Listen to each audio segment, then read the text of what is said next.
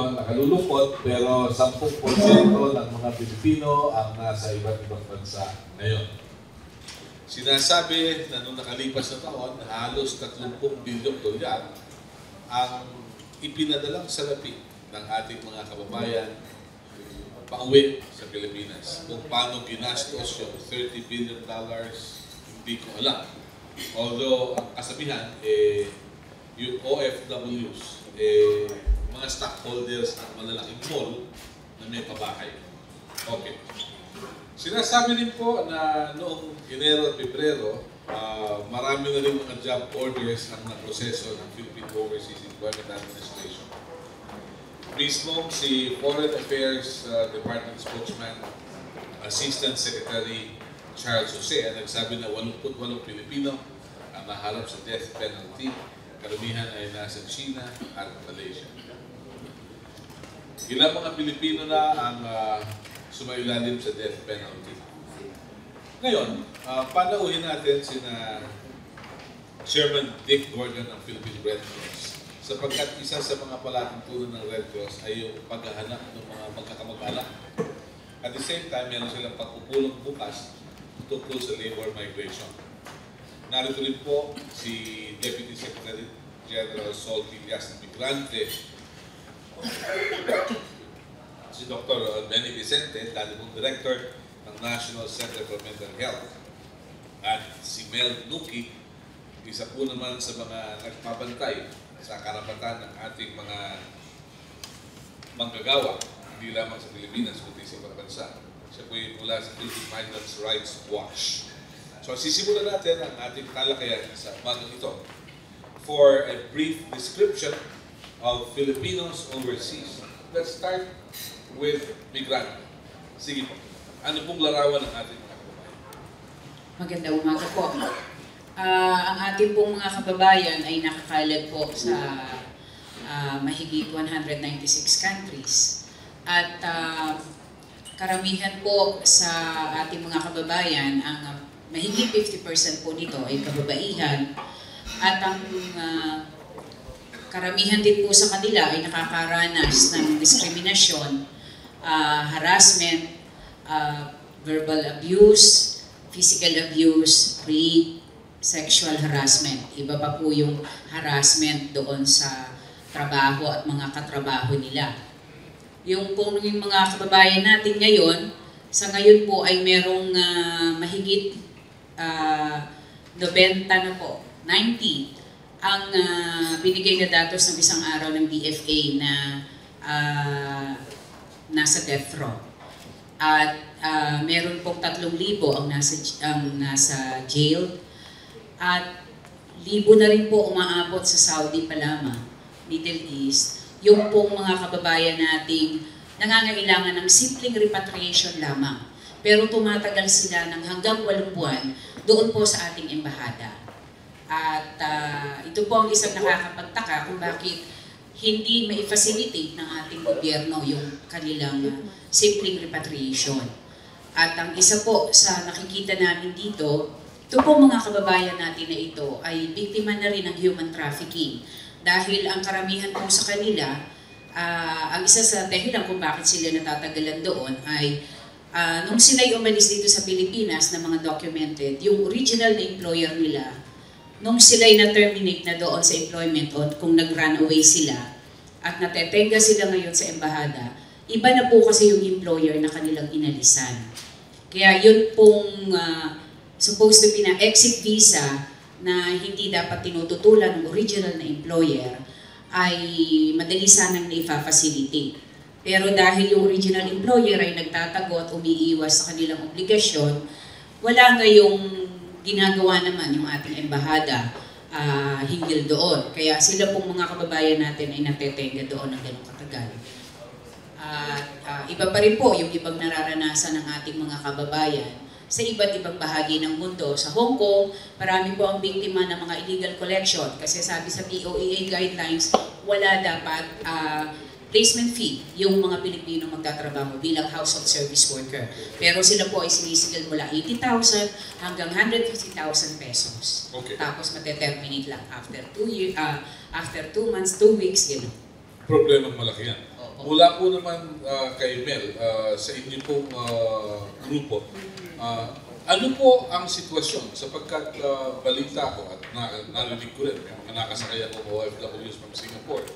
Pag sakay pa lang sa aeroplano, sabay sigaw sila, yehey, makakakain ako ng kanin. Sa tingin po natin, ang isang kailangan kasing i-reconcile dito, yung pulisiya ng gobyerno. Ano ba talaga ang policy natin on overseas employment? Kasi kung magkaiba po yung policy at saka yung pinapatupad, eh hindi magtutugma yung ating mga programa. Sa ating batas, dapat hindi po gagamitin ng gobyerno yung overseas employment for economic development. No? Pero sa ngayon po, talaga namang minamarket ng ating gobyerno ang overseas employment. So kung hindi magkatugma yung sinasabi dun sa ginagawa, medyo mahihirapan po. Bakit ba maraming kababayan tayong gusto mag-abroad? Kasi kulang po ang trabaho dito. At kung meron man, mababa ang sweldo. No? So kung ang gobyerno natin sabihin, sige, mag-overseas employment tayo, dapat ihanda naman nila yung mga structures nila overseas. No?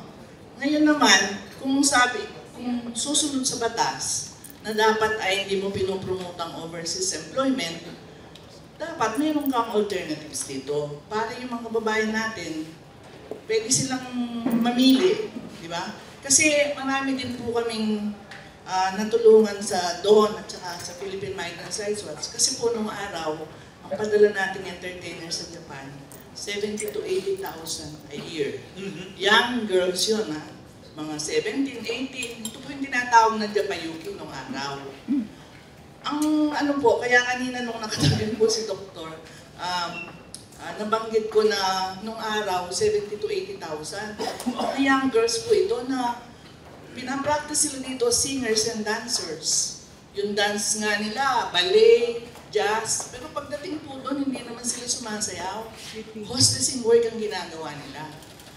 So, mula nung late 70s hanggang nung 2003, no? Ganun po ang kalakaran. Kaya nung 2004, nung nagkaroon ng bagong pulisiya, no?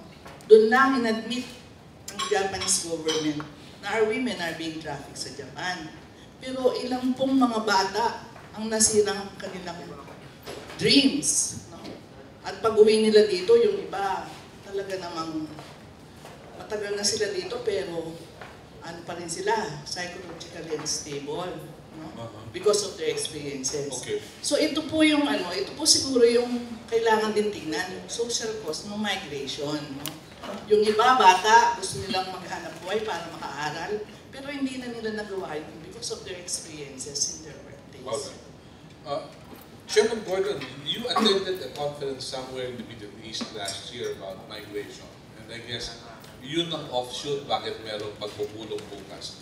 Ano po ba yung mga outstanding findings na nabanggit doon sa pagpupulong on migration somewhere in the Middle East? Let me just correct that.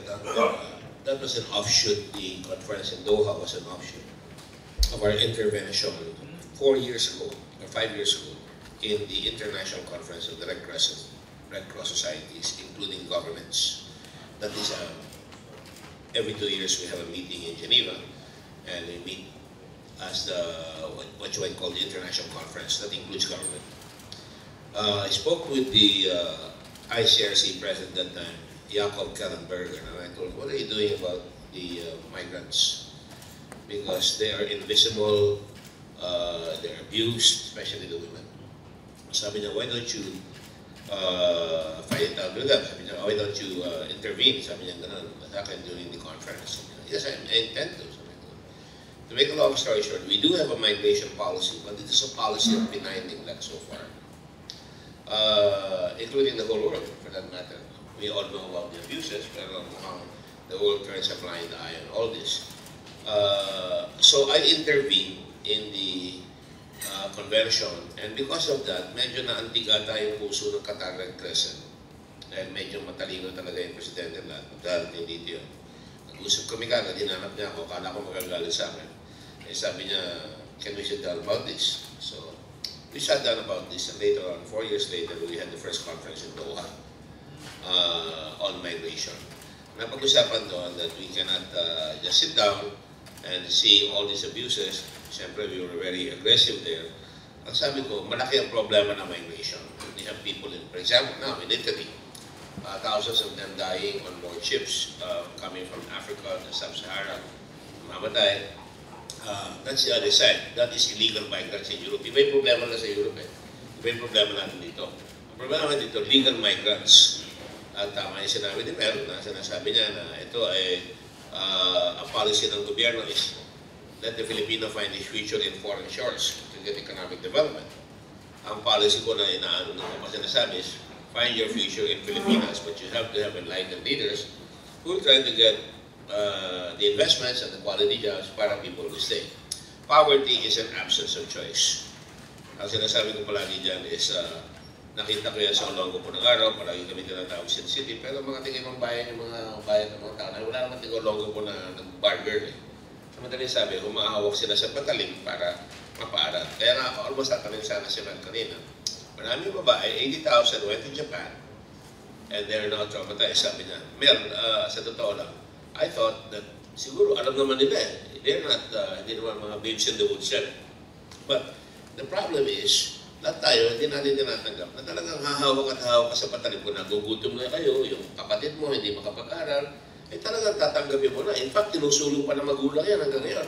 In fact, the atmosphere, the social atmosphere, as you say, social cause, eh tinutulak yan, pagdating pa doon, pinapakinabangan, bakit may stigma pa sila doon sa pagbalik na dito na sila inaanakan ng Saudi o somebody else. So, this is a problem that has to be faced. And my words in the Red Cross are simply this. If Dunan, the founder of the Red Cross, found the need for rules in war, na dapat hindi binabayoneta yung mga preso, binibisita yung mga preso, pinapayagan, hindi binubugbog, yung patay, yung may rules, sa migration dapat magkaroon ng rules. So, hindi mo naman matatalo kagad yan. So sabi ko, doon sa Doha, sa next meeting natin, yun ang usapan, we will go to something we can win at. And that is what? We go, ang ng Red Cross is help the most vulnerable. Sino ang pinaka-vulnerable? Babae. Sino yung mga yan? Nakatira sa isang bahay, speaking a different language, ibang kultura, at pag hindi siya nagkaintindihan, basa ko na sasampalin, or pagka hindi siya nagkamali sila sa appliances, sasaktan na sila, o wala silang kwarto, kakalabin na sila sa gabi, o sasakalin sila para mahalay. And all these things, we all gloss over it. Not to mention yung kalapa ba yan? Kapala? Or kafala? Kafala. Na pagka ito, nag-complain, yung employer, didibanda pa siya, lumabas siya, nagdakaw ka, at hindi kita bibigyan ng exit visa. Yun yung kafala. So, all of us, we talk about, we have $24 billion in money coming in, but we don't look at defending or protecting the migrant. That's just for women. I've been to Qatar, kaya talagang ako sinilakad ko yung Middle East. I've made progress with Qatar and Bahrain. Sa Qatar, yung mga lalaki, meron silang, dinala ako doon sa, meron silang malaking parang arena doon. Nandun lahat ang benda. Mga Bangladesh, Sri Lanka, Pilipino, lahat. They go to a doctors, ng Pilipino, mga medtech Pilipino, and they pass them. May sakit ako, malakad sila. Sa babae, wala. The domestics don't even get a chance to go see a doctor that they want. I'm sure you know that. That's experience. Hindi sila papalabasin. Worse, kukunin pa yung passport nila. Kukunin pa yung visa, kukunin pa yung kanilang cellphone. So wala silang lifeline. So sa akin, ang problema is not the statistic. Because the statistics are faceless. Ang tingin ko, pag tinanggal mo yung cellphone mo, even here, para ka nahubaran eh, di ba? Dito, hindi ka makatulog, wala ka cellphone, wala kang contact.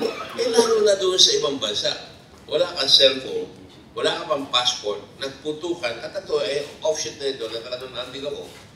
Nung punta sa akin ang mga magulang ng dalawang babae na nawawala sa Lebanon, restoring family links, pinahanap ko sa Red Cross.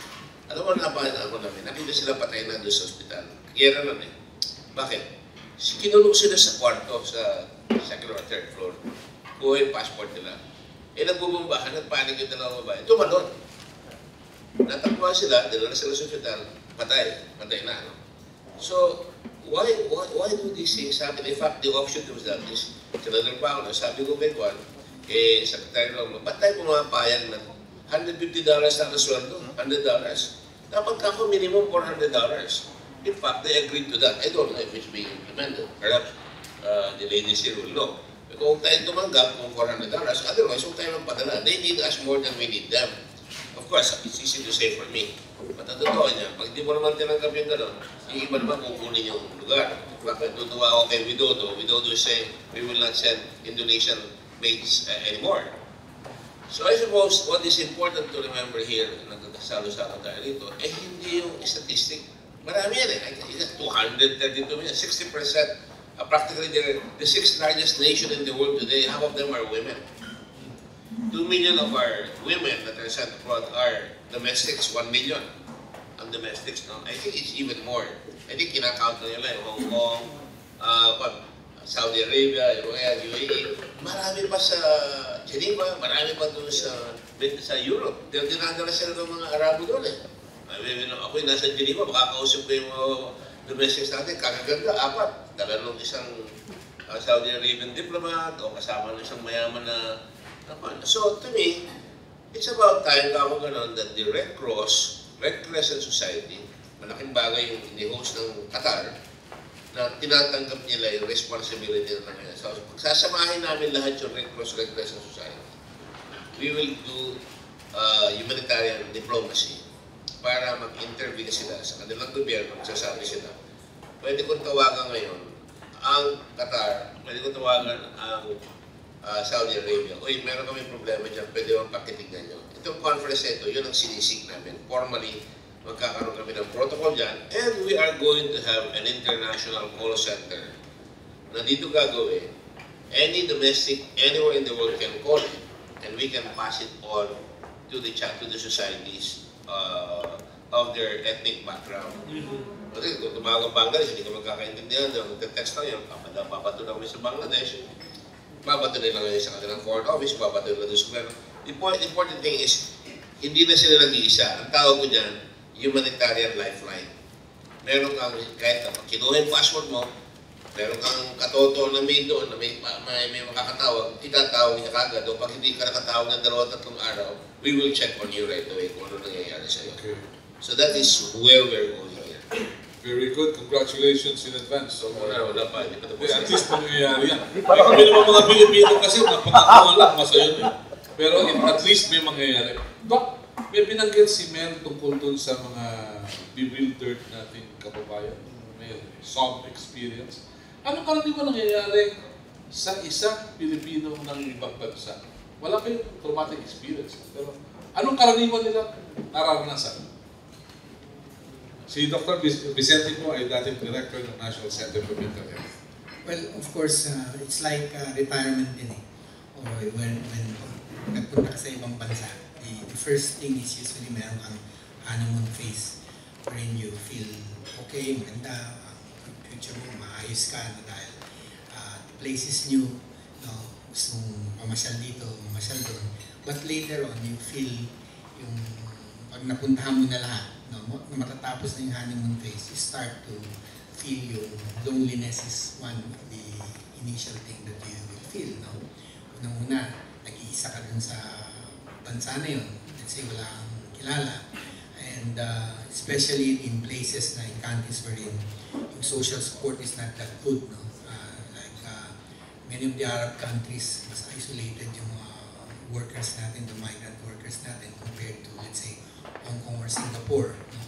So in some cases, hindi ka pa makagamit ng cellphone or your tablet, hindi mo magamit yan. So totally alone ka. So you're prone to loneliness and depression can set in. In fact, dun sa estimates natin na several million Filipinos out there, you can compute about 1% of them are prone to developing depression. Now, hindi lang depression ang magiging problema mo. The difficulty of the work, yung dissipation, okay. Lalo na kung bagong-bago, yung trabaho sa'yo, first time ka nagpunta doon. Especially if undocumented ka, hindi undocumented migrant workers did not have the benefit of a briefing or an orientation to the place where they will go.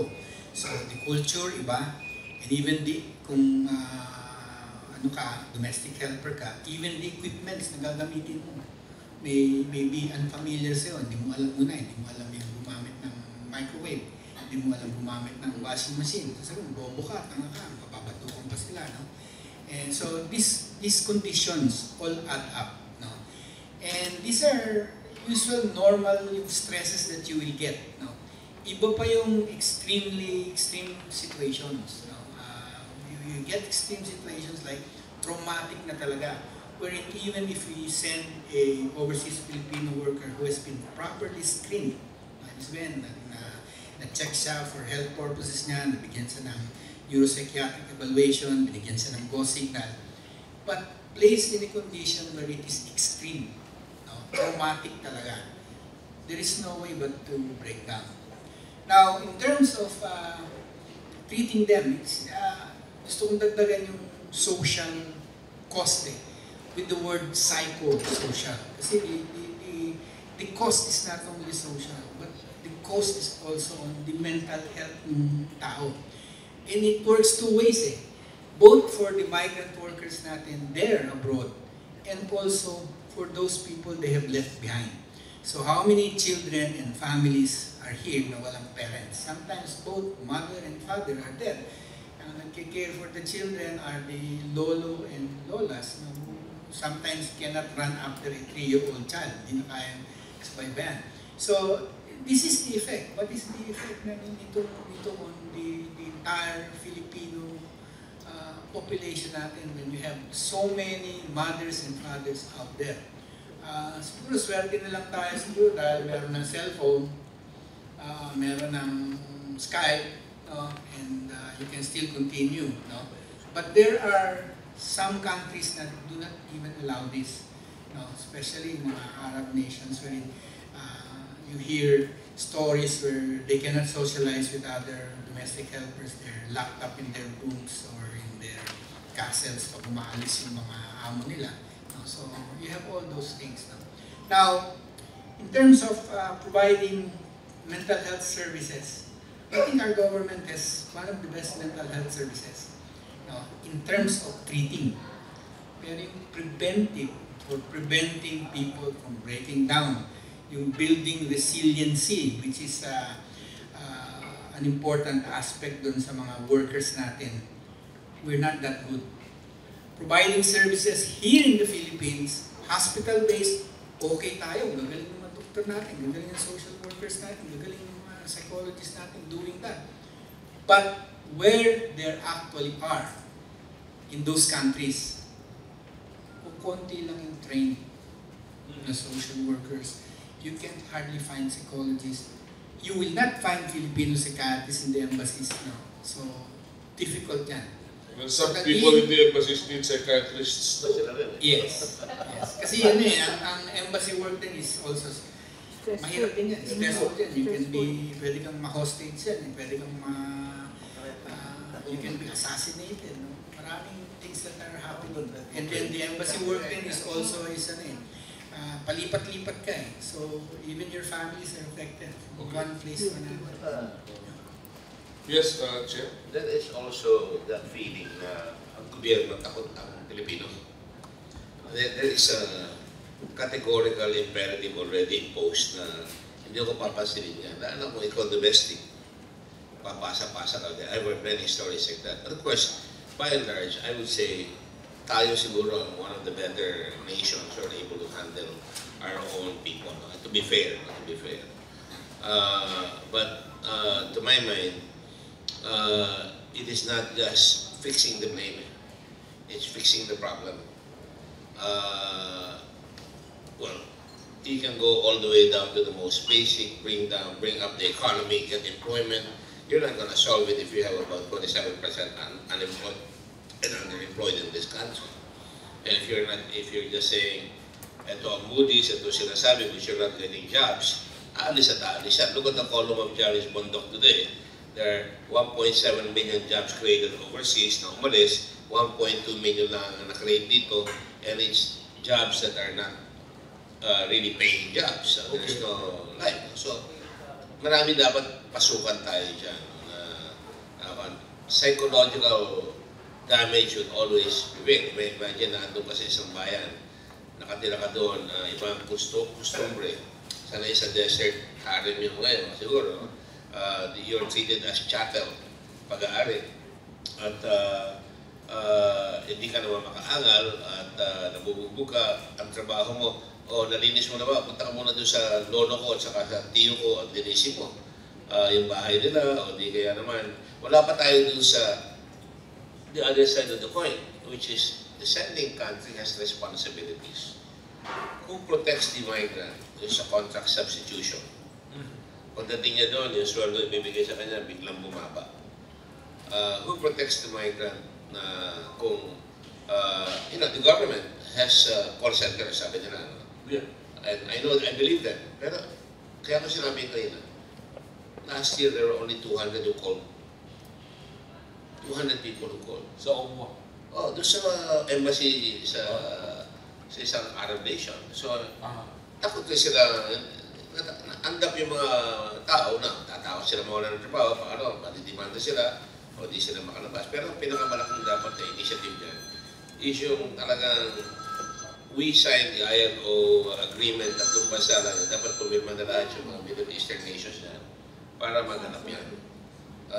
You cannot rely on pabugso-bugso in Indonesia, binubog ng Hong Kong, binawi, binigyan ng 6 years penalty para makita yung ilang institutional. Alam niyo naman tayo sa media gusto nila yung skandalo, no? Pero pag natapos sa skandalo, wala pa rin solusyon. Wala pa rin. Okay. Problema yun. Sa inyo, sa migrante. Actually, kung mga OFW na domestic helper, ako po ay domestic helper sa Hong Kong for 28 years. Kaya based sa aking experience, yung po sinasabi ni Dr.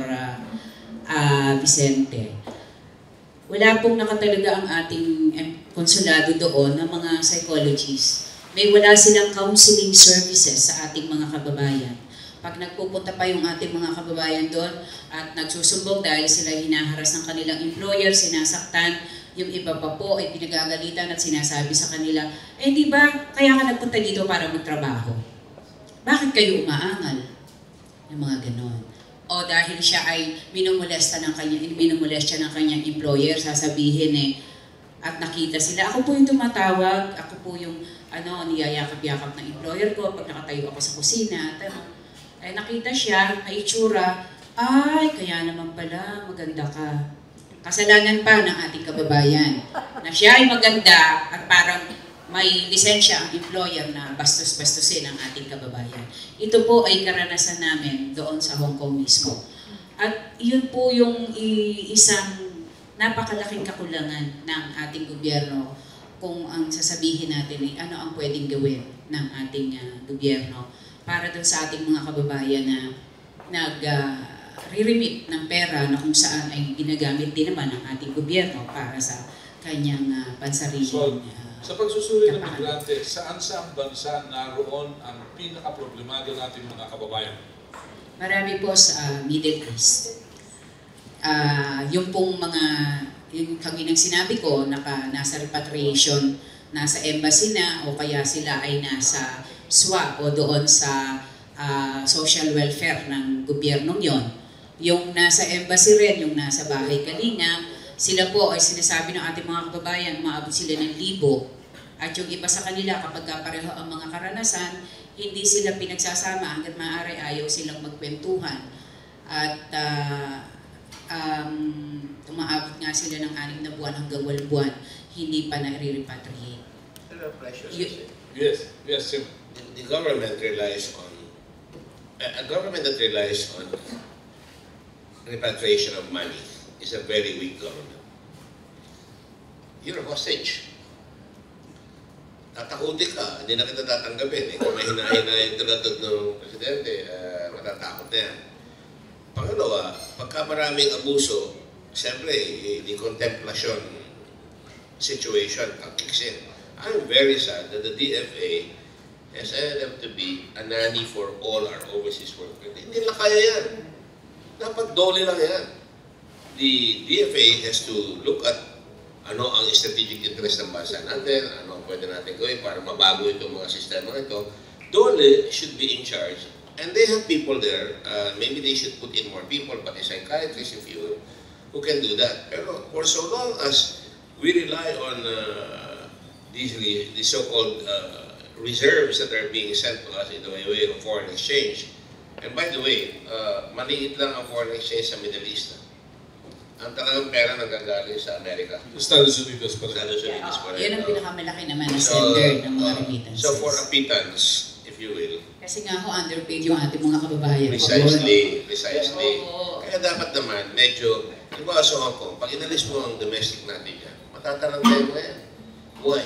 You give the Hong Kongers a two-income family right away. Makakapagtrabaho kagad yung asawa. Tuturuan pa natin ng English yung mga taga Hong Kong. And because of that, they get a tremendous advantage. Now, productivity raises GDP. So mataas ang GDP niya mga yan. In the Middle East, gano'n rin. So, we should rely on our positive things that we contribute and negotiate on that basis. Otherwise, bring our people back. Let them find work here. Train, a massive training program to really come in and get investments. It can be done. Okay. We've done that in Subic. You did it. Zero employment.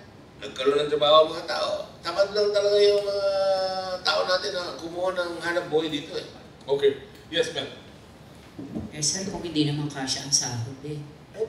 Nagtatrabaho naman yung ating mga kababayan. Nag-uumpisa lahat sa mababa ang sahod. Pero pagka dumami na ang galing, tataas yan by nation. You cannot force it. No? Pero chairman, ililiwanagin ko, iba yung galing sa gulang. Oo. Diba? Okay. Nakaintindihan tayo. Okay. Ikaw yung gulang. Ako. Hindi. Magulang. May edad. Okay. Yes. Sige po, nabanggit naman kanina na compared to other countries, yung Philippines have better laws. Tapos signatories tayo sa maraming conventions. Pero ang kulang po, batay sa mga experiences natin at pakikipag-usap sa ating gobyerno, ang implementation ay nagkukulang. Halimbawa, yung sinabing dapat 400 ang sweldo ng domestic worker.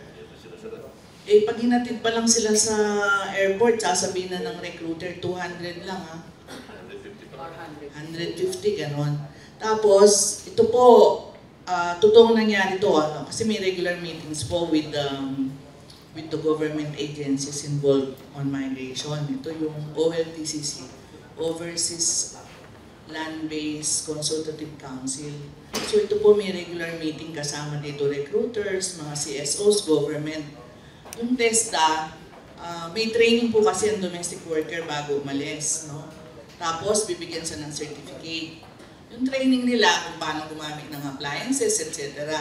Pero, ako, personally, may na-experience ako, kasabay ko, tinignan ko yung dokumento niya, galing siya ng POA, kompleto, may PIDOS siya, may certificate sa from TESDA, ang daming nakalista. Doon tinanong ko gano'n ka katagal nag-training? Half day po.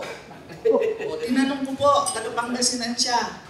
First time mo ba? Opo. O, tapos, may appliances pa kayo sa bahay? Wala po.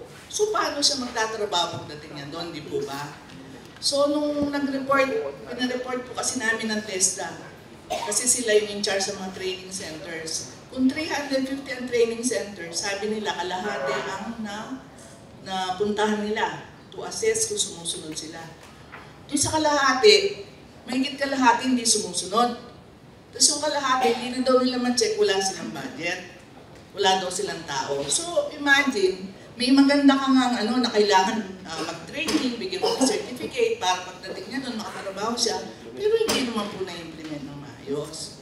Tapos ngayon, meron na naman yung TESDA. Tinaasa na naman nila yung may ibang training naman sila.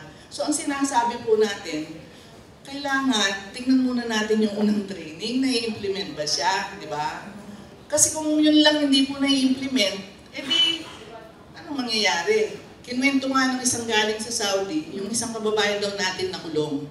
Kasi, yung naglabas siya, pinagsama niya yung abaya at saka yung puti, di napulayan, nagalit yung ano niya. Nung sasaktan siya, siyempre lumaban siya. Ay di nung nasaktan niya yung amo niya, nakulong siya.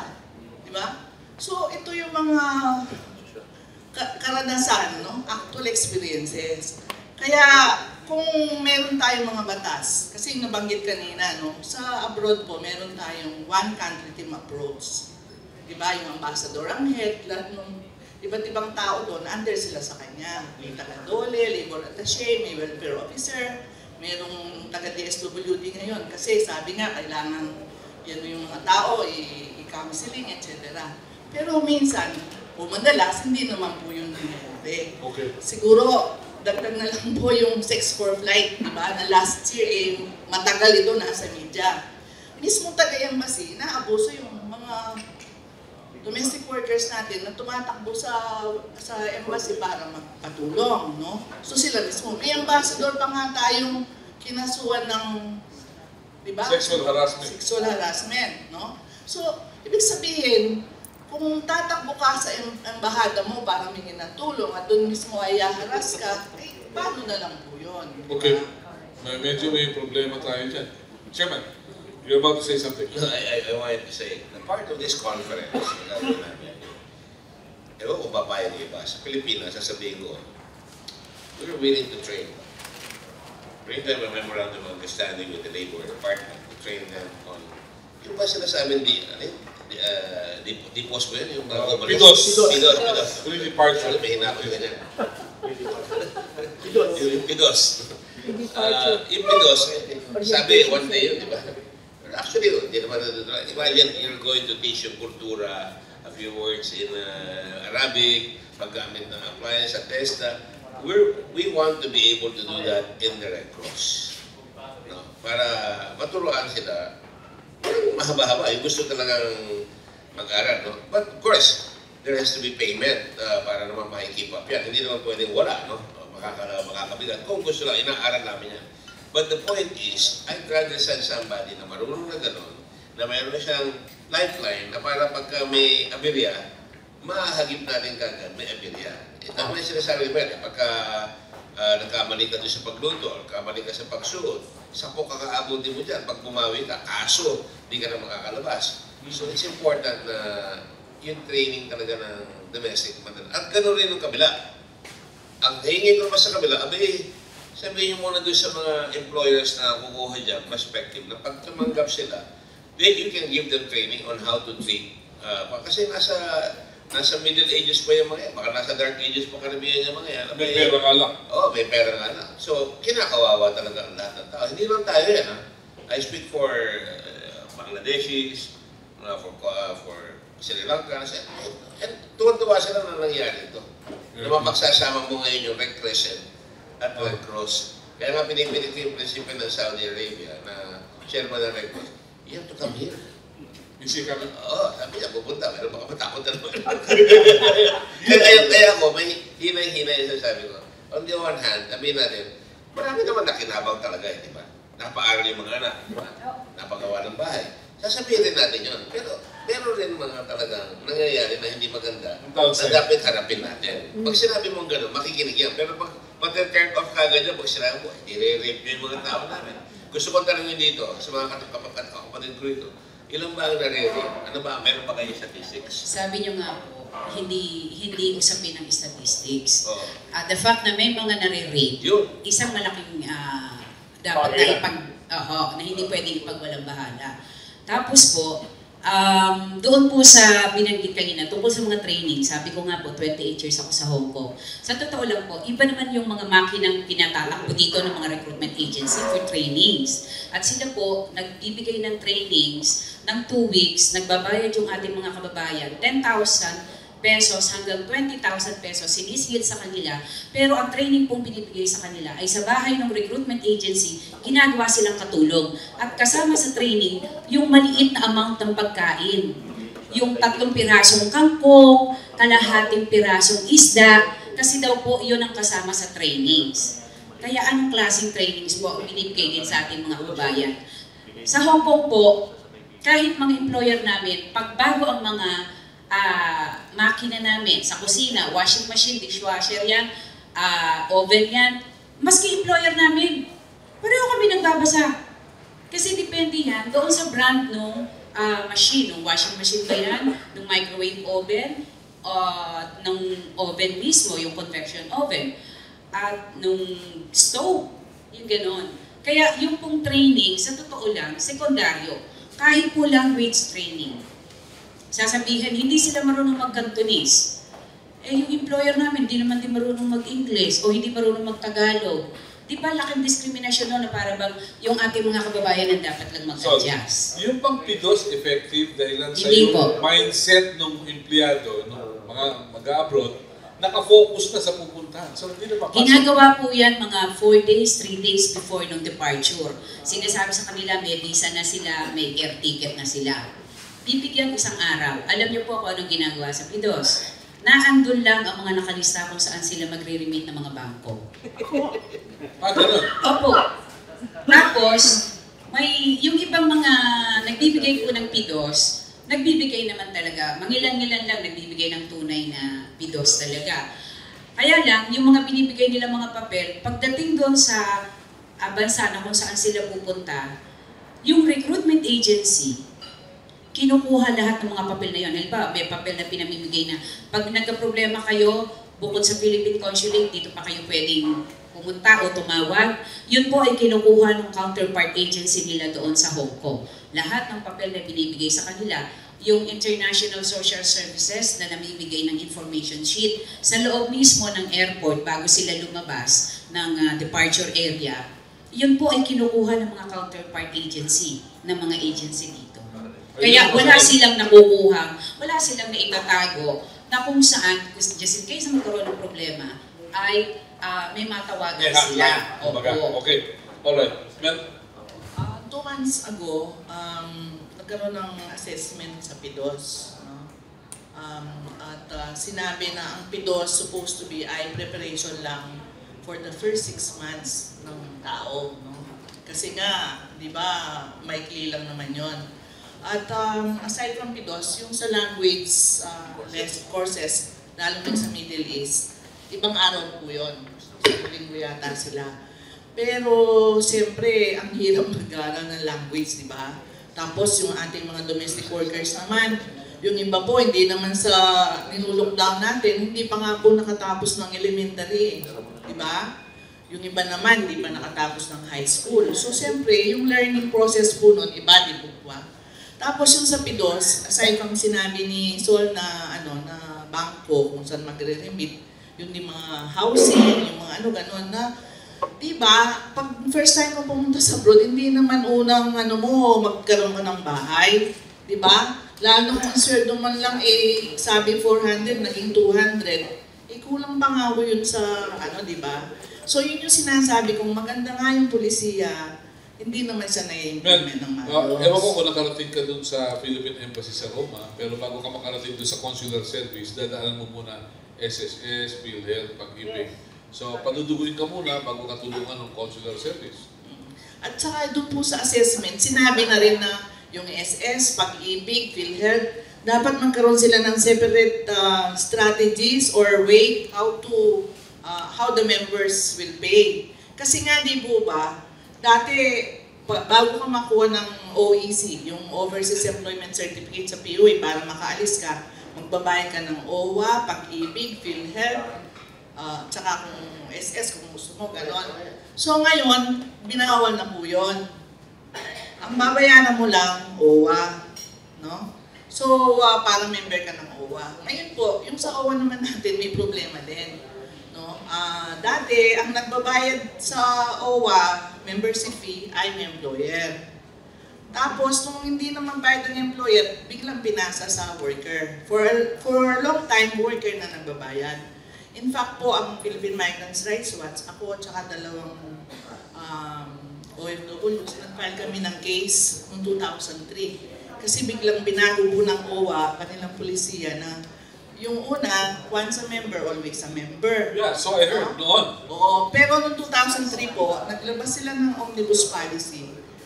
Pinalitan nila yon. Tapos yung 25, karamihan ng yung mga workers na. So, yun yung final na case sa RTC ng Pasay. Pero, dinismiss kasi ng RTC, sabi niya walang jurisdiction. So, final namin sa Supreme Court. Sa awa ng Diyos po, 10 years after, noong January lang, sabi ng Supreme Court, nagkamali yung Pasay RTC. Oo, na wala siyang jurisdiction. So, binalik sa RTC. So, ngayon pa lang, di pa kami nag-hearing ulit. No? So, ito po yung Samantalang may interrect doon, ano nangyari doon sa mga manggagawa? Tapos po ngayon, ang OWA, dami-daming pera. 8 billion plus naka-invest sa Land Bank. 6 billion plus naka-invest sa DBP. Tapos yung nag-contribute for a long time, na ngayon bumalik na, wala namang makuha.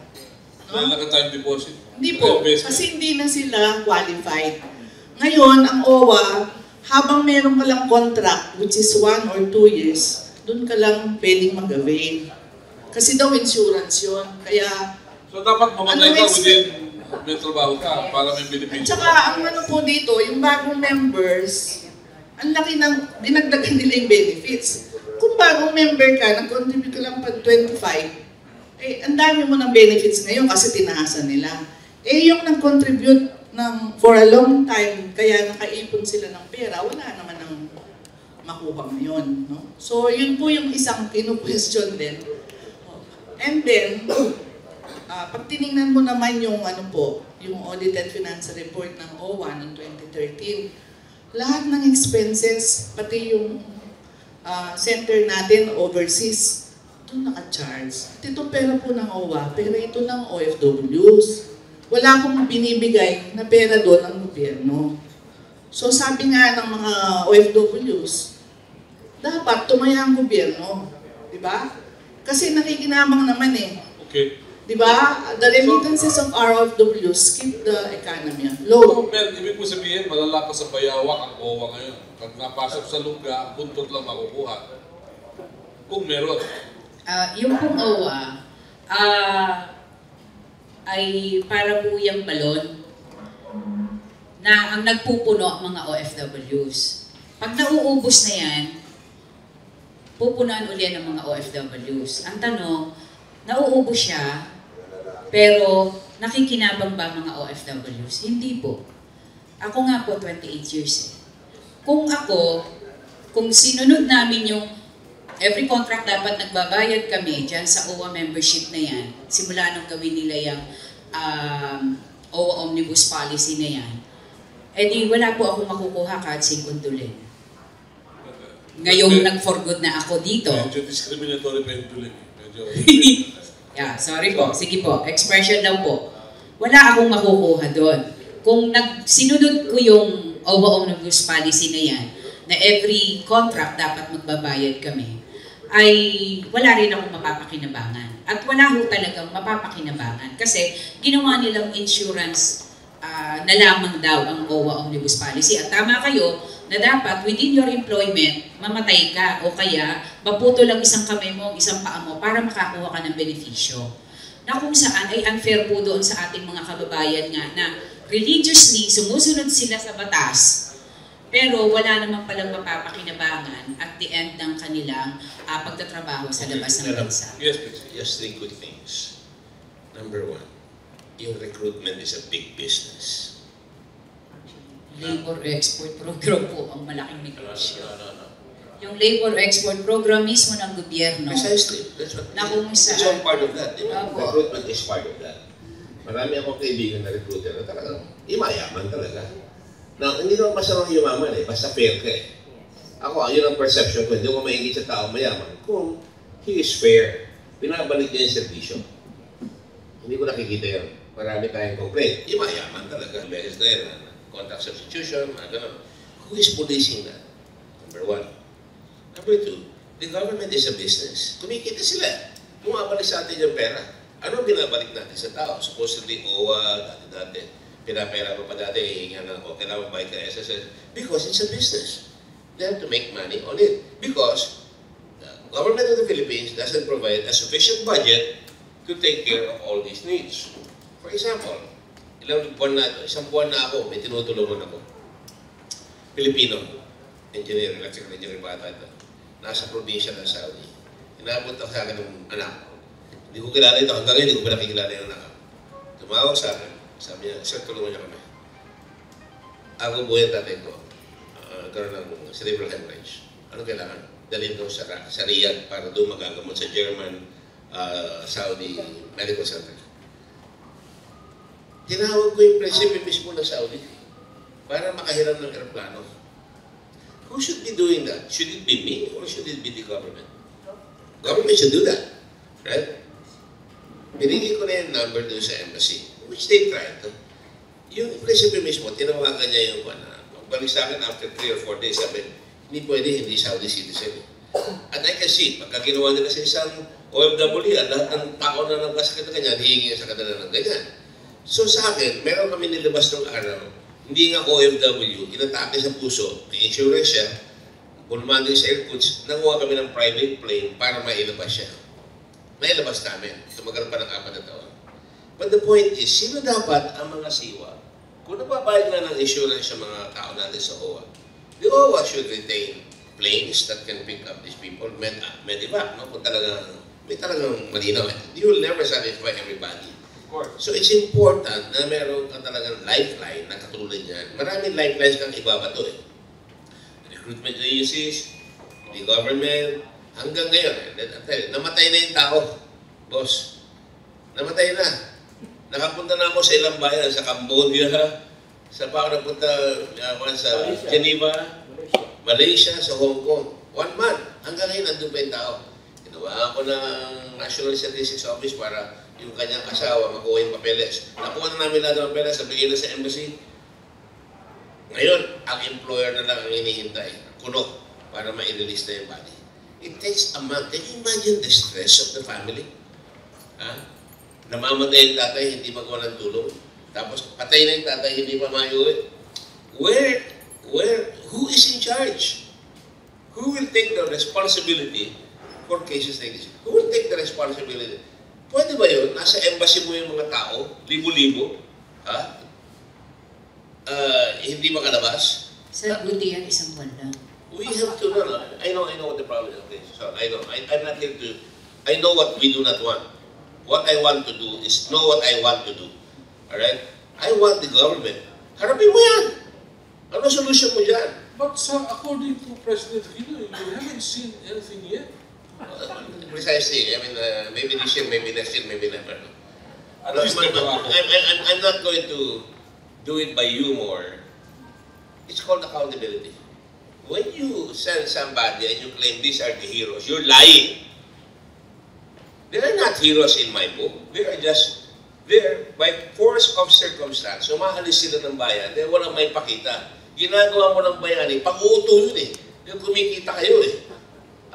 Takin, abay, kung kumikita kayo dyan, tungkulin nyo na pagtrabahuin niya kung bayani yan, mamamatayan ng walang pera. Pero kung talagang negosyo mo yan, alagaan mo yan. Kumikita kang gobyerno, kumikita lahat yan. Ang OWA, they're bureaucrats. They have to do what the leaders tell them to do. Abay, kailangan kumita kayo dyan. I don't have a budget for OWA. I don't have a budget for SSS. Kailangan malaki ang kita ng gobyerno. Yun ang problema. So you really have to face up to the reality na kailangan harapin natin. Kung gusto mo magpadala, sabi ni Mel, when you send a domestic, especially not a very well-educated domestic, you're putting her in danger. You're putting her in danger. Like Veloso. Pinadala yan, domestic, dadalhin sa Malaysia. Tapos, ilipat sa Indonesia. Tapos, nakulong, 5 years. Masisisi yung bail nanay ngayon, sinisisi yung gobyerno. How many people are like that? We look at them, statistic.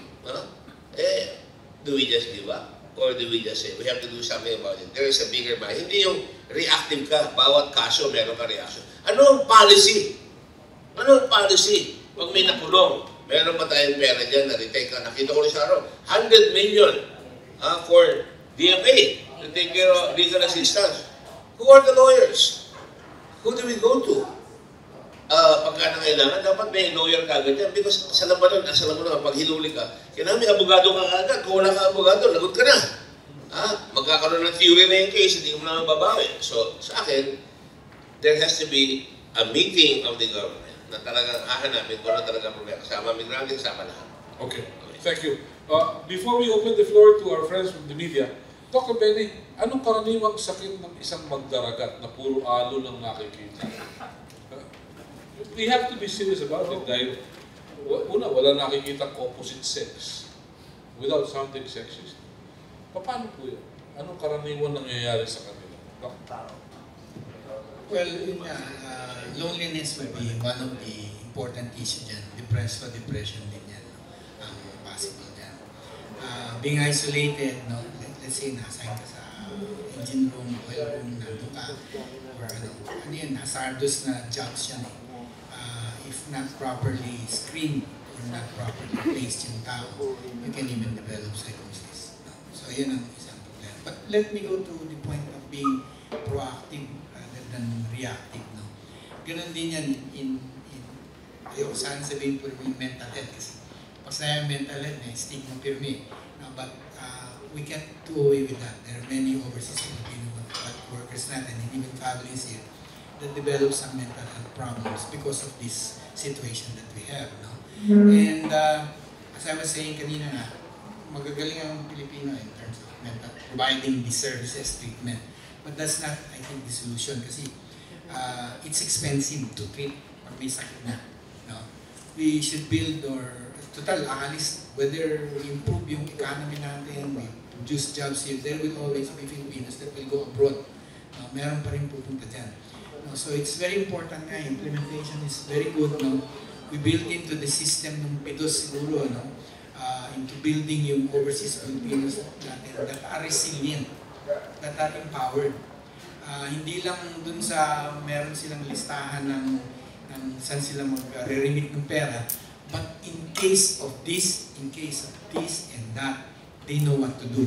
O na-envision nila yung scenario. If your employer is abusing you, what do you do? Alam nila rin yung mga ganun. And then what to expect? Like in terms of emotionally and socially, what do they expect when they're out there? Kailangan matutunan din nila yan. No? And what are the tips na mabibigay mo sa kanila? How can they do long-distance parenting? Very important yun. No? The importance of getting in touch with your family every now and then, talking to them, no? Seeing your children, Skype kayo. No? I think these are important issues na the Filipino families will benefit from kung mabibuild-in natin sa mga programa niya. So, there is such a thing as stress inoculation, parang immunization. No? The Americans are doing that. Before they send soldiers to do battle, mag-war exercises muna in the Pacific to train them, to prepare them. And it's not going to be just one day. Ganun, it's going to take several days. No? We need to really empower and make our overseas Filipino worker resilient. I-build natin yung resiliency. So when they're out there, hindi naman sila kakapa-kapa. Well, of course, together with this, we also need yung services close to where they are. So we have to build in services not only here in the Philippines, yung mga hospitals natin, but we need to build yung services close there. Kailangan train din natin yung some people sa mga embahada on how to deal with them. What is the right approach? Kasi let's say for a migrant worker who has been raped, the first person na magiging contact niyan, the first person na makakausap niyan is very critical, very important. O pag napalagay na nasabihan na, ikaw may kasalanan, maganda ka eh. Habang buhay niyang dala yun, siya may kasalanan nun, siya pang guilty nun. It's very important that our embassy people are sensitive to these issues, especially yung psychosocial issues, intimate issues. They should be very sensitive. Okay. Thank you. We'll open the floor to our friends from the media. Cardinal rule is please identify yourself and the entity you come from, then go ahead with the question, please. Tracy Cabrera from Atang. Para kay Ma'am Sol, nakabantay ang migrante sa welfare ng mga overseas Filipino workers. Di po ba nakabantay din kayo sa problema ng mga local workers na pagtatrabaho sa Pilipinas? One big problem po because of na nagiging dahilan ng underemployment in unemployment is contractualization. Meron recently ng mga congressman na nagpupush ng batas na to address that problem. Pero nakakapagtaka, nakakatawa, meron naman yung Article 280 which really prohibits contractualization. Nababantay kung ano ho ba ang ginagawa ng migrante tungkol sa aspeto ito dahil ang malaking problema talaga yung contractualization. Opo. Actually, kasama po ang Migrante International doon sa pagsusulong ng mga manggagawa dito sa Pilipinas. Doon sa pagpropose sana nung national minimum wage. Yun pong national minimum wage na kung saan ay sa simula ay at least magsimula siya sa 16,000 pesos per month. At totoo po na yung contractualization nga ay lumalabag sa ilang pertinence ng labor law dito sa Pilipinas. Kaya doon din naman po ay kasama kami na tumututol doon sa contractualization kasi nga po ay ang sinasabi sa batas kapag ka ikaw ay nakapagtrabaho na ng 3 buwan, yung 3 buwan yun ang probationary period tapos na dapat regular na ang isang manggagawa. Pero talaga namang napakatigas ng ulo ng ating Labor Department at kinukonsinte yung mga kumpanya na nagsasagawa nitong contractualization. Napakalaking problema po ito talaga dito ng mga manggagawa. Kaya nga po sa bahagi ng mga OFWs, kahit po tanungin ninyo yung ating mga kababayan sa ngayon, 5 years ago, ang sabi namin, doon sa aming mga miyembro, kung kayo ba ay sumasahod ng 10,000 pesos a month, neto na po yun na 10,000, aalis ka pa ba ng Pilipinas? Aba, sagot ko nila, hindi na. 5 years ago yan. Kaso tumataas ang mga bilihin ngayon. So yung 10,000, hindi na rin siya sapat. Kaya tumataas ang bilihin, tumataas ang bayarin sa kuryente, sa tubig, pag tumaas ang presyo ng gas, ay apektado rin sila. Kaya hindi po kami hiwalay doon sa pagsusulong ng mga manggagawa dito sa Pilipinas na magkaroon ng national minimum wage at tanggalin yung regional wage board na kapag ka nasa probinsya na ang isang kumpanya, ang sahod ay mas mababa na para bang ang presyo ng bilihin doon ay mababa. Samantalang kung minsan kapag ka nasa probinsya, mas mataas ang presyo ng bilihin. Okay. Mel, what do you have to say about it? Gusto ko lang po i-share yung sa amin sa DON. No? Yung DON ay Development Action for Women Network. So ito po ay NGO na tumutulong sa mga returnees. No? Yun nga yung nabanggit ko kanina, yung galing sa Japan. Yung nabanggit ni Sol, no? Yung mga women namin, siyempre nasa Japan sila, maski exploited sila, maski paano may pera sila. Sabi nga po nila, nung nasa Japan kami, take yung aming wallet pero wala kaming peace of mind because of the nature of the work. No? So dito po sa DON, maliit lang po yung DON, limited ang resources, but we try to do a holistic approach to the problems of the women. Katulad nga nung sabi po nito, yung psychosocial intervention. No? May counseling, may skills training, at sinabi sa amin, kung meron po kami trabaho dito, maski 5,000 lang ang sweldo namin, we will stay and take care of our children. Kasi po yung mga anak nila, ito yung anak nila sa Hapon na inabandon ng Hapon. So kung aalis pa yung nanay, paano na lang yung bata? So what we did, we provided skills training, meron po kaming sewing and weaving. Bakit po yung napili namin? Kasi po yung sewing and weaving are therapeutic activities. And they can use their creative minds. So ngayon po, ang doon po ay magto 20 years na. Yung mga batang maliit pa sa amin ngayon nakagraduate na. Meron na po kaming mga CPA. Ngayon, may medical student kami, magpo-4th year na siya. At yung mga bata from elementary, naka-high school ngayon, may college sa kanila. So, ibig ko po sabihin, kung ang ating gobyerno, may resources naman po, di ba? Kung seryoso lang po sa pag-create ng job, kung kami nga po, liit-liit eh. Kasi po, ginagawa namin ito sa DON, para pag nakipag-usap ako sa gobyerno, pwede kong sabihin, kasi nasubukan po namin eh. No? na kung may trabaho lang dito, kung may alternative yung isang tao, pipiliin po niya magstay dito and live with their family. Well, hindi kaya napapanahon din na yung mga dating nagtrabaho sa Japan, masanay sila bilang caregivers dahil by this time, matatanda na yung kliyente nila ng araw, laglag pa rin sa kanila ngayon. Pero alam niyo po, nakakalungkot nga po eh. Yung mga tatay ng mga anak nila, matatanda na nung araw pa. Kaya nga po. Hindi po. Ang matatanda na nung araw, Oo. nung araw pa. Opo. Dito. Kasi sila, mga 18, 20, ganun po ang age nila. Pero yung mga customer nila, 50, 55, 60. Yun po yung mga ano nila. Yung mga dirty old men. At saka ngayon po, di ba, kung caregiver, kaya nga po yun ang napili namin ano eh, sewing, weaving, kasi gusto namin malayo sila dun sa dating ginagawa nila. Very well. Follow no. Isn't it about time na, kasi this is a law, Article 280 prohibits contractualization. So what are we going to do about it? Bakit hindi pinapatupad ng gobyerno? Batas yun eh. Sabi nga ho, lawmaker, lawbreaker. Sila rin po ang nagbe-break naman ng batas. Sila rin ang lumalabag sa batas. Sa totoo lang po. Pero ang pagkakala mo kasi dyan, Tracy, sa oras na gumawa ng batas, preparado na ang butas. Okay? It's a Spanish saying, hindi ko lang makquote yung eksaktong Kastilang kasabihan.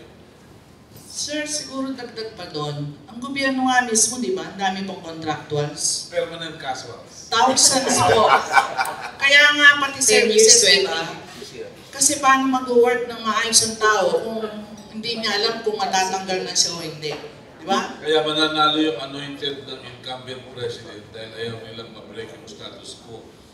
O ang dole dapat ang magpatupad ng batas na to kasi labor law. Pero maski sa dole po maraming contract. Okay, thank you. Sir, Catholic Media Network.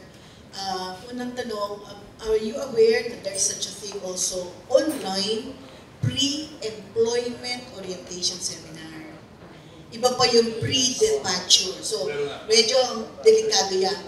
Ang concern ko direct kay Chairman Lee, baka naman pwede out of the box, kayo na ang mag-put together ng lahat ng people involved with migrant workers and o kaya laborers in general to talk about recruitment, policies, implementation, and networking once and for all. Kasi palagay ko, ako, wala na tayong magagawa sa gobyerno. It's about time that the private sector such as the Red Cross or the International Red Cross, put things together. Pwede po ba? My ultimate aim is to have rules on migration. Parang international humanitarian law violation yan. Pagka pinapahirapan mo yung migrant. Yun ang ultimate aim ko. Hopefully, that's a tall order by itself sa international Red Cross movement. But for us to handle it, hindi ako sa umiiwas, no? Actually, the senators can do that. And the senator can do that. Put it all together. Doing it. No, let me finish. The first part is you make a law. The second part is, and by experience, I made several laws, hindi ini-implement. The COMELEC, Automated Election Law, ako gumawa niyan, they never implemented the safeguards. Kaya dayaan pa rin. The tourism law, ako gumawa niyan, hindi sila makakuha ng maraming investment sa tourism because hindi nila pinapayaran yung tax incentives na ibibigay dyan. Tourism is one of the biggest industries of the world. If we put more hotels, maraming magtatrabaho, maraming hindi naaalis. And while we're at the topic of caregiving, let's not be frivolous about that. Because in Japan, meron tayo, dinadaan sa Kongreso yung Japan, ating economic agreement with them. Sabi ko, tanggapin niyo yung mga nurse namin. Mabagsak sila dyan. Kailangan marunong. Diba? Alam ang customs, alam ang traditions. Kaya inananak pa sa siguro, kalima pa lang. Pero they're willing to accept nurses as caregivers. Could you imagine that? As caregivers, yung mga senior citizens na natin. Japan is an aging population. This is where you need enlightened leadership. That's where you put our people. Don't put them as domestics. Train them now as governesses or as, you've heard this before, or in the case of Japan, in the case of Europe, maraming matatanda dyan, nangangailangan ng mga nurses o caregivers. That's where you can do that. Saka siyempre, pag dirty old man, hindi na masyadong makakilos na gusto yun. So, but the spirit may be willing, but the flesh is weak. But I'm trying to say that in a very, hopefully, not to be derisive. But importante, dapat, meron tayong periscope. This is where government has to have enlightened leadership, may vision, may values. So, dapat itutulak nila doon sa lugar na yun, yung mga yun. At kung papasusin lang ang tao natin, we should have the political will to say, no way, I'm not gonna send that. And tingnan nyo, ang bridge ng mundo mapupunta doon. And susunod din yung iba. Otherwise, wala mangyayari. So, I would like to see that happen. And you should lobby with the senators. Magagaling naman mga senators yun yan. Napakagagaling. Oh, yeah. Galing. Sa totoo lang. They're the best senators money can buy. Uy, that's from History of the World by Mel Nuqui. Yeah, I remember that. Idagdag lang po ako, hindi lang payos, no, yung pre-employment. Meron pa silang paos, yung post arrival. Pero katulad po ng sinasabi ko, maganda nga yun, diba? Pero yung implementation nga po, no? Paano ba nila binibigay at saka ano? So, diba? But POS is already online. And I was wondering kung sino who will take care of it. Payos online, hindi naman po lahat sa atin may computer, di ba? Hindi naman lahat sa atin may internet. Teka muna, Mel, at ganoon din kay Sol, meron ng mga nagpapakilala sa Congress na representatives ng OFWs. Are you not satisfied with the performance of the guys like Congressman Roy Sitieres, who claims to be for the interest of OFWs? Wala po kaming naririnig sa kanila eh. Wala rin kaming nakukuhang magandang balita mula sa kanila. Kaya wala po. May babato ako, dalawa, napaka-importante. The OFW sa tingin ko ang pag-asa ng bayan. Not because of their money, but because they experience the hardships. And they experience the other world. The world of progress in America, in Europe, that they can be their own party that will really come in or raise the money for good candidates who will really help them. Because nakita na nila yung nangyayari, maayos ang traffic, maayos ang welfare legislation, maayos that, they can bring that here. That's potential lang pinag-uusapan. Secondly, yung sa kay Dr. kanina, sinasabi niya, medyo pahapyo yung sa nalulungkot yung mga marino natin. They're well paid. Most of them are well paid. But, if you read the papers today, there's another 500 cases of HIVs. I do not know, and I'm unschooled or I've not seen that. But, you know, that's the other problem. We're one of the biggest, this steepest rise in AIDS, HIV. So that's another problem that this government has to handle. Yung talagang testing right away the moment they arrive, at pre-departure orientation on what to do. Kasi, can we make it mandatory upon arrival? It may violate human rights. Well, it may, you know, Metropolis were so rights-oriented but we were so duty-oriented short. Eh, paano kung magalaw may asawa mo? Pati anak mo meron. So I think that's something that can be decided by the Supreme Court. Just like you go abroad, it's not a right, it's a privilege. You know, it's a right to travel. It's a right to find work. But when you get back, you have a responsibility. You have a responsibility. Very well. Thank you. Good morning po, Jerry Kibilan. Ang question ko po ay para kay Chairman Dick, kay Mel and so it's about accountability and responsibility. Chairman Gordon and I know, when we were together, Procter & Gamble, there is truth in advertising. Right now, where is truth in advertising? We have advertising claim support. When we say tide is white, it is white. At any rate, the question now is, do we have now that kind of attitude or value? The government's advertising so much. The OFWs rating in 24 billion pesos. Dollars, etc. But the thing is, they have been, it's a privilege for us to have them. We honor them as heroes. But what is happening to them? As I leave the airport, they're harassed right at the airport before they leave. And I tell those guys at the customs to be very careful, or to the immigration. question now is, going back to what I said, do we have accountability and responsibility for what we're doing? One of the best advertising that I can to know is the one made by the advertising agency of Pinoy. Kung walang corrupt, walang mahirap. It's still the line that the tag that they are using, which is already past due. Okay.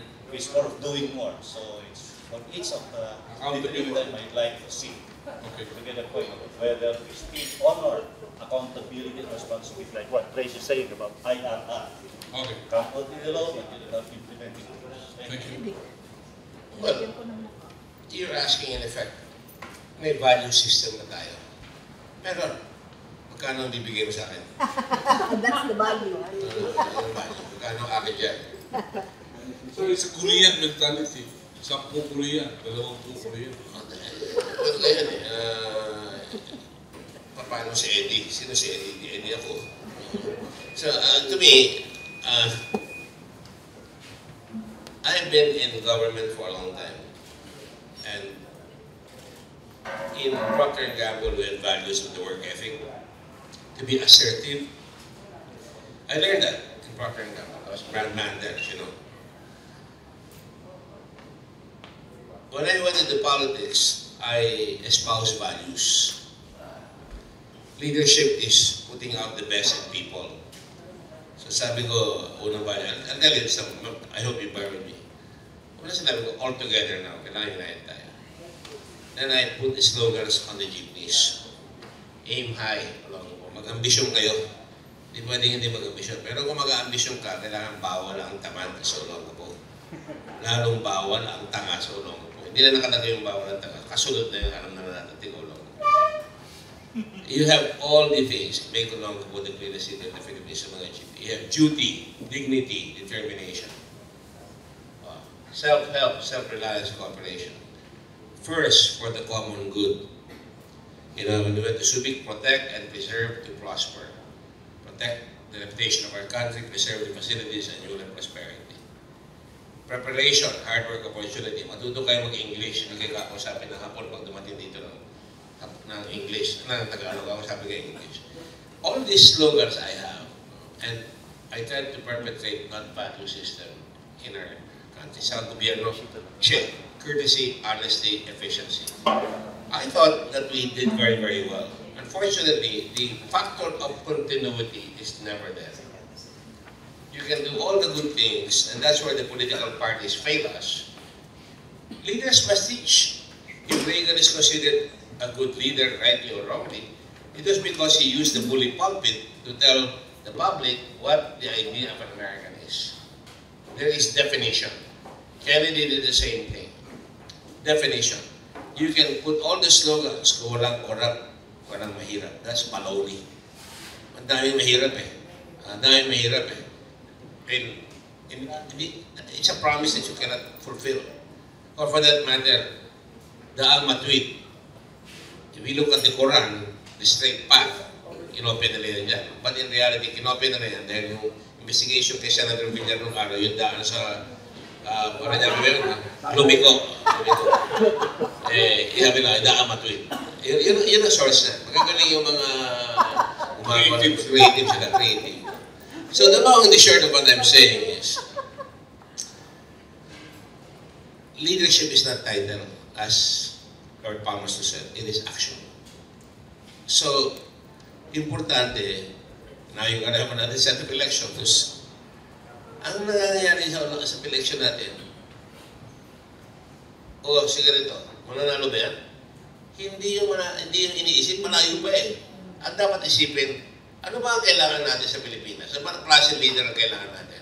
Sabi niya, may political will, may vision, may values, may track record, may integrity. Ilagay mo na lahat yan. Dapat lahat ng mga media isulat yan. Itong kailangan. And then tanongin nyo sa mga tumatakbo, sino meron ito?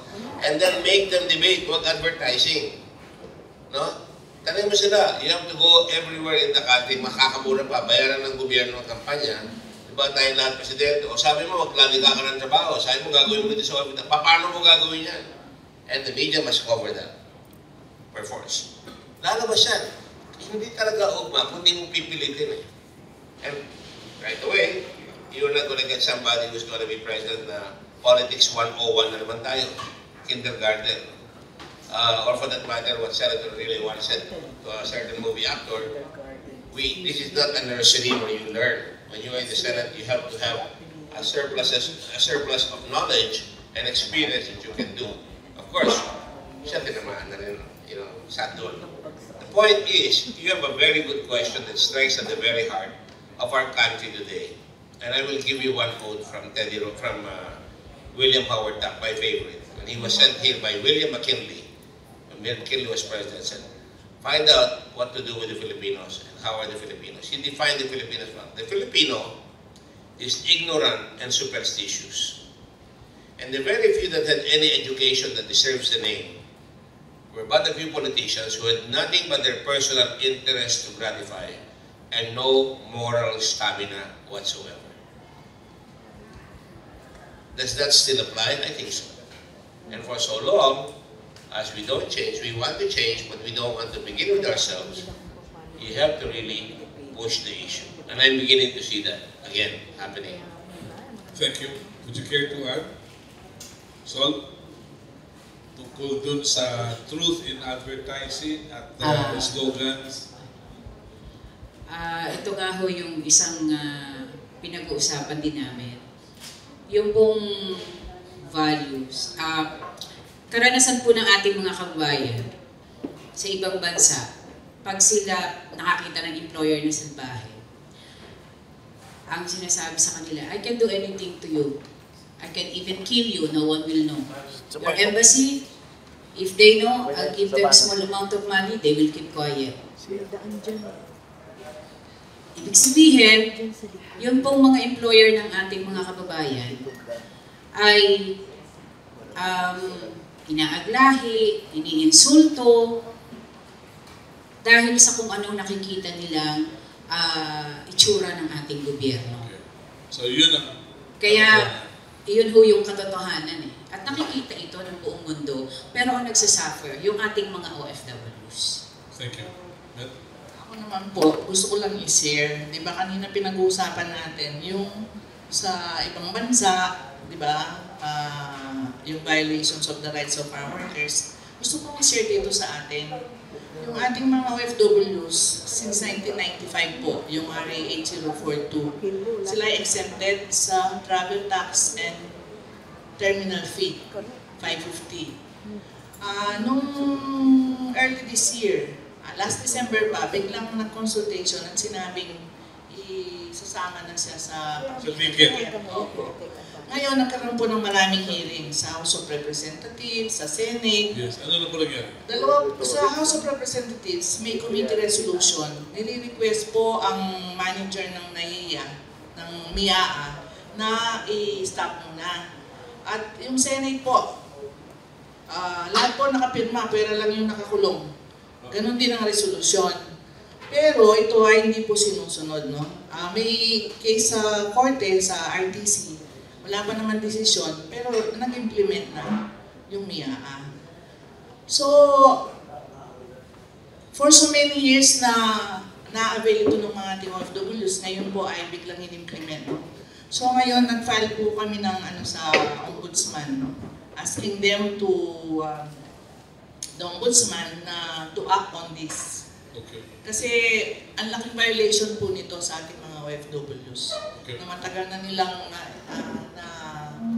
papakinabangan nito at nasa batas since 1995 pa, pero ngayon binabiolate ng mismong gobyerno natin. So, paano mo expect yung ibang countries po to respect the rights of our workers kung mismo dito sa country natin ay binabiolate naman natin? Masakit ito. Final word sa ating mga panauhin. 5 to 10 years from now, may nakikita pa kayo mga Pilipino nagtatrabaho sa mga peligrosong lugar tulad ng Saudi? Dr. Benny, madadagdagan ba ang may kalungkutan sa mga Pilipino sa ibang bansa? I think so. Depression is it's going to be one of the leading causes ng disability worldwide, and the Philippines is not going to be exempted from it. As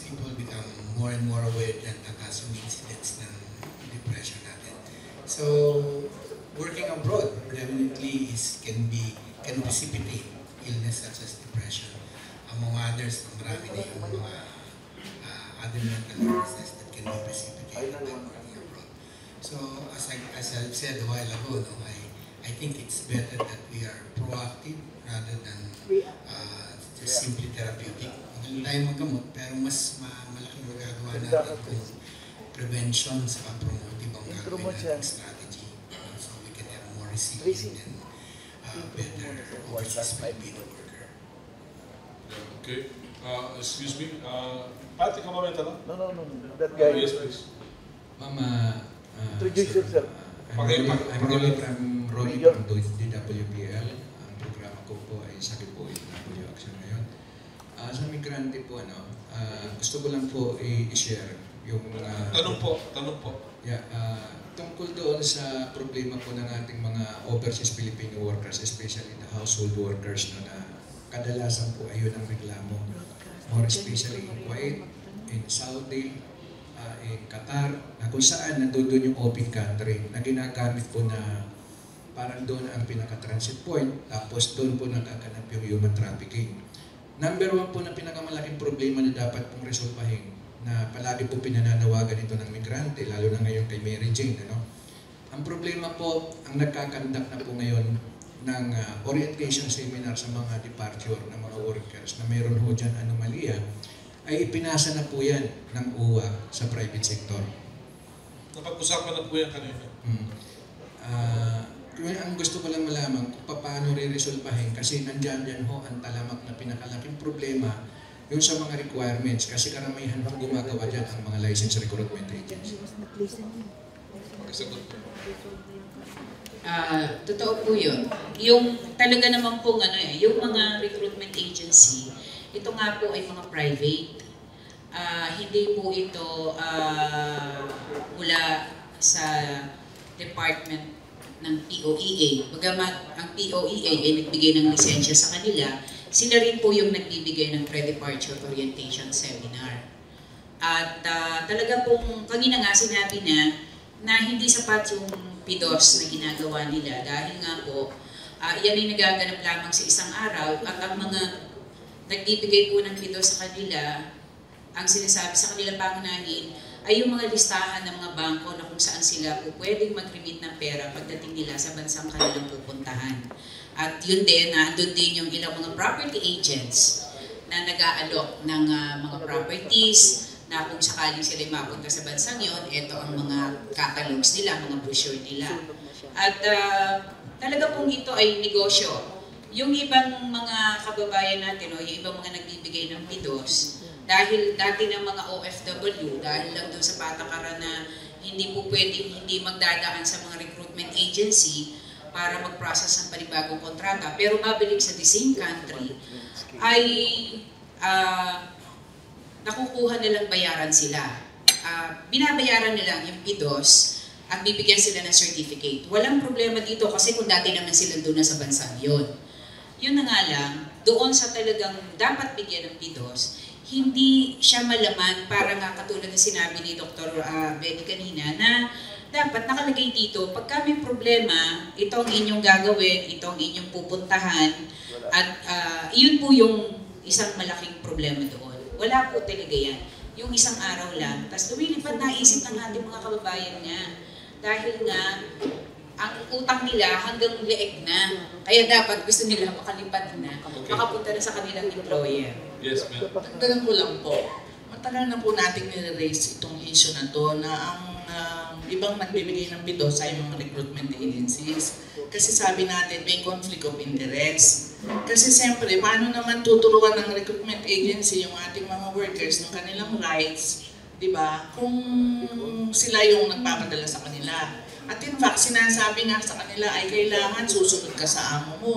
Kailangan ganito ka, kailangan ka magreklamo. So, kumbaga, matagal na rin po natin nire-raise to na dapat hindi nagbibigay ng PIDOS yung recruitment agencies. Kasi sila yung, di ba, kumbaga, interest nila yung gustusin at yun ang pinagkakakitaan nila. Paano naman nila sila tuturuan ng follow up, no? Tama po yung sinasabi ninyo.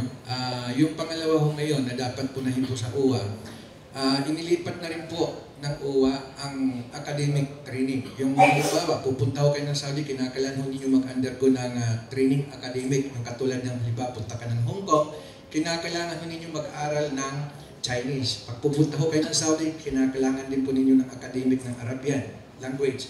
Ngayon po yan, ang naging modus operandi ngayon yan, ay inilipat na ho yan ang pangangalasiwa ng UWA sa mga recruitment agency. Sila na rin po nagkakandak ng training ng academic, in which conflict of interest po yan. Ang sinasabi ko po dito sa PIDOS na ginaganap ng agency, hindi ho itinuturo sa PIDOS ng mga training center kasi ganito po yan. May dalawa hong kontrata dyan na pinakikita. Ang isa, legal contract, na unified contract, at verified contract ng ating embahada. Yung isang kontrata po is only a contract agreement between the workers and the recruitment agency, which yan po ang illegal. Hindi ho itinuturo sa PIDOS, itong kontrata, pag ito ang ibinigay sa inyo, huwag na ho kayo umalis kasi yan po ay illegal. Ito ho ang kontrata na pinirmahan ng Labor Attaché at saka ng konsilado po ng embassy. Ito ho ang legal. Pag hindi ho nasunod yan, umuwi kayo sa Pilipinas at ireklamo po kami ho ang agency nagpalis sa inyo. So wala ho magre-reklamo dahil sila ho ang may-ari ng agency, sila rin ho nagkandak ng PIDOS. Okay. So yan po ang aming concern ho dito. Thank you very much. We go back to the question, do you see more Filipinos working abroad 5 to 10 years from now? Mel? Siguro, opo. Kasi, di ba, while sa batas natin hindi dapat yun, wala naman tayong masyadong nakikitang pagbabago dito. Kaya yung ating mga OFWs, walang option po, kundi, di ba, try their luck abroad. Ang ano lang po siguro doon, dapat, yun nga, yung sinasabi ko kanina po, na dapat magkatugma yung policy mo doon sa ginagawa mo. Habang hindi nang tutugma yun, yung interventions at yung programa mo ay hindi rin magtutugma. Diba yung sabing, hindi tayo magpapadala, hindi natin gagamitin ng overseas employment as our for economic development. Pero at the same time, ang POA, marketing ng marketing. So, paano po mangyayari? Di ba magkataliwas yun? Lagi nating naririnig, looking forward to the day when migration is an option. Nung time ni GMA at nung nakaraan pa, yun ang sinasabi. Maski po ngayon, yun ang sinasabi. Pero kung wala kang ginagawang options dito, wala namang pagpipilian yung ating mga kapatid. Opo, si Migrante. Masakit man po tanggapin kung talagang hindi magre-resign ang kasalukuyang Pangulo at hindi natin papalitan yung sistema ng ating gobyerno at patuloy na ipalalaganap itong labor export program ng susunod na Pangulo, kung meron man, ay talaga pong hindi mawawala ang sapilitang migrasyon. Gayunpaman, ang gusto po namin ipaalam sa aming mga kababayan, kung kayo po ay aalis ng bansa, siguraduhin niyo po na organisaduhin ang inyong sarili. Kahit dito pa lamang po sa Pilipinas, matuto na tayong i-organize ang ating sarili, magsama-sama kasama ng ating pamilya, sapagkat sa pagiging organisado at sama-sama lang po natin, mapagtatagumpayan ang lahat ng laban. Alam natin na ang sapilitang migrasyon ay talagang patuloy nasisira sa ating mga pamilya, patuloy nasisira sa ating mga kaisipan. Sabi nga ni Doktor, patuloy ang magkakaroon ng mga mental health issues. Subalit kung tayo po ay organisado, malalagpasan po natin yon at maaaring masabi natin na darating ang panahon kung tayo lalabas ng bansa, hindi na tayo mapipilitan. Na iyon ay atin na lamang choice dahil gusto na lamang natin na mamasyal o makita ang bansang yon, pero hindi mahihiwalay sa ating pamilya sa napakatagal na panahon. Thank you. Senator Gordon, para dun sa imbitasyon, kung imbitado kami bukas dun sa inyo. I don't believe na magbabago yan unless you change the leadership of this country. And you must make them accountable, sabi nga ni Jerry. Right now, you have more than 10% of your people abroad. And we rely on them. There would be no Moody's rating kung wala yan. But it has also been proven na kung pupunta ka sa call centers, and we should not rely also on call centers because it is a technology that is easily replaced. Wala yan. Pag na-replace yan, dadami-dami yan. You're in a country with about, I don't know if, I hope I'm corrected here, 27 million people are unemployed or underemployed together. So, unless there's a miracle na talagang you really push development, and development concept is, will happen only if you build the infrastructure, build the peace and order, build the unanimity of policy that will be continued for the next 20 to 30 years, you're not going to get development. It takes 20 to 30 years of development, continuous development. The absence of political parties in this country right away scratches that off. You're never going to have it because yung mga political party, palit ng palit, nag-iiba-iba ang pangalan, and there is no continuity and sustainability of policy. So, are we condemned? Well, it's up to the people. If it is to be, it must be up to us. Sinasabi ko palagi yan. But kung di natin gagawin yan, hindi natin i-assert yung ating limiting freedom to choose your employment and require leaders to provide employment and to improve our educational system, then we are condemned to being poor with absence of choice. So I suppose ito, we are, this is palliative, band-aid lang ito. I will be the first one to admit na pinag-uusapan na dito, band-aid lang yan. It is part of a big malay na dapat ayusin. Our effort in the Red Cross tomorrow, and you're invited, of course, the media is invited, you want to come over. The important thing is makita natin na talagang for the first time, although there has been policy in the Red Cross on migration, ngayon pa lang pumasok. I was at the Board of Governors meeting in Geneva and I really crashed the board on that one. To the point that yung Secretary General hindi pupunta rito changed his mind and went to me and said, I'm canceling my meeting with the Prime Minister of Canada and we will go to the migration seminar, conference of the Philippines. And that is important to me because nakita ko na magkakaroon. And nayanig yung board because tama-tama naman eh. Sa Europe, nagkakamatayan yung mga migrants doon. The world is in conflict. The world is in flux. Never before has there been so many movements since World War II of people from the wars in the Middle East. Every time there's a war, you'll have migration, forced migration. Every time there's a disaster, you'll have migration. I'm sure many of our people in kaya lumaki yan, in Sahayan, tumaas eh, 1.7 million ang lumabas last year. Tingnan mo na lang yun, 1.7 million ang lumabas. That's about 6,000 a day. 6,000 a day. Oh, sino pumipigil niyan? Wala naman eh, di ba? So, importante na makita natin yan, usapan natin palagi, the media has a big role to play para umabot to sa mga tao natin. So, tomorrow, pray that we succeed because it will hopefully create a system of Red Cross and Red Crescent societies, including the Arab nations, or Red Crescent Arab societies. By the way, even Indonesia, which is a Muslim country, they are at the forefront of change here kasi natatamaan sila eh.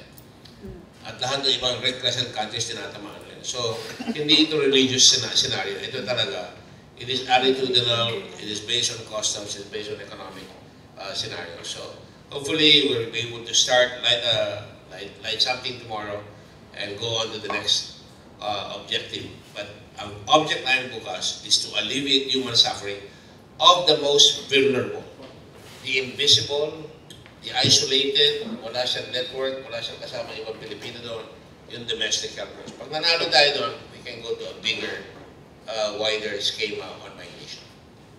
With that, yes please. Pwede kong dagdag lang. We have ratified yung ILO Convention 189 on domestic workers. So, kailangan, in-implement na po ito since last year. No? So, the more na dapat ipatupad natin itong convention na to, no? Especially with our domestic workers. Okay. Tatlo lang tayo nag-ratify niya. Tatlong bansa lang sa buong mundo. Ang nag-ratify niya. So, kailangan pairalin. That's the law of the land here. You have already the law on labor, on migration. You have the law now, international law. We are part of the conventions in the UN. Yes. Meron tayong IOM, pero hindi pa rin masolve. Nobody's going to solve it for us. We have to solve our own problems. Okay. If I remember right, the first question I had for President Aquino during the FOCA Presidential Forum last October was about migration. And I said, ano ba ito? We signed, we agreed, pero bakit ganito? You can watch it on YouTube and find out for yourself how the President answered the issues about migration. No, Senator Gordon answered. Yun na nga, yun ang mabigat eh. Pero, I'd like to thank our guests who took time out to be with us. There's this cartoon strip, Senator Gordon. It's about Charlie Brown. And I am reminded of Charlie Brown, who had a baseball team.